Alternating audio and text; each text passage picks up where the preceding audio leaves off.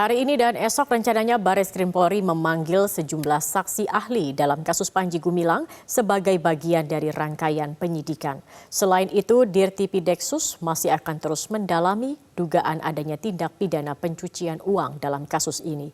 Untuk informasi terkini kami telah bergabung bersama dengan jurnalis Metro TV Andromeda Arizal langsung dari Bareskrim Polri. Andromeda, apakah saksi sudah hadir di Bareskrim Polri dan siapa saja ahli yang akan diperiksa?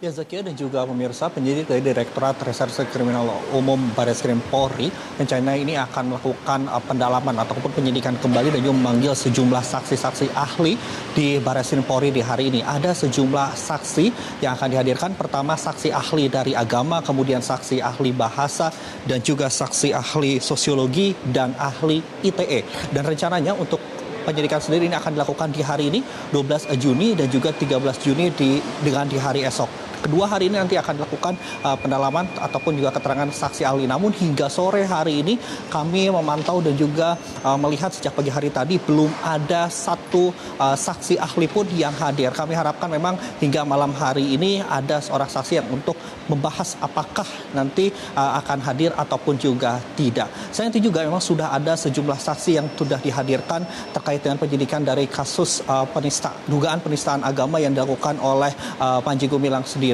Ini ada 19 orang saksi. Kemudian kalau kita ketahui sendiri ini berdasarkan dari laporan pada 23 Juni dan juga 27 Juni. Zakia dan juga pemirsa, ini penyidik sendiri saat ini belum menetapkan satu orang pun tersangka terkait dengan dugaan penistaan agama ini. Walaupun ini sudah berjalan hingga hampir 1 bulan hingga hari ini, sehingga kami harapkan bahwa nantinya akan ditetapkan menjadi tersangka siapa yang jadi tersangka dari kasus ini. Kita ketahui bahwa selain 19 orang saksi, penyidik pun juga sudah mendalami terkait dengan barang bukti. Barang bukti ini berdasarkan dari rekaman video viral yang ada dan juga beredar di media sosial. Zakia dan juga pemirsa, memang Panji Gumilang sendiri ini menjadi sorotan terkait dengan praktiknya. Memang ini sedikit melenceng dari ajaran dari agama Islam. Misalnya saja, saya akan menjelaskan sedikit untuk yang pertama ini terkait dengan saf sholat yang cukup berjarak. Kemudian juga yang kedua ini bahkan untuk wanita ini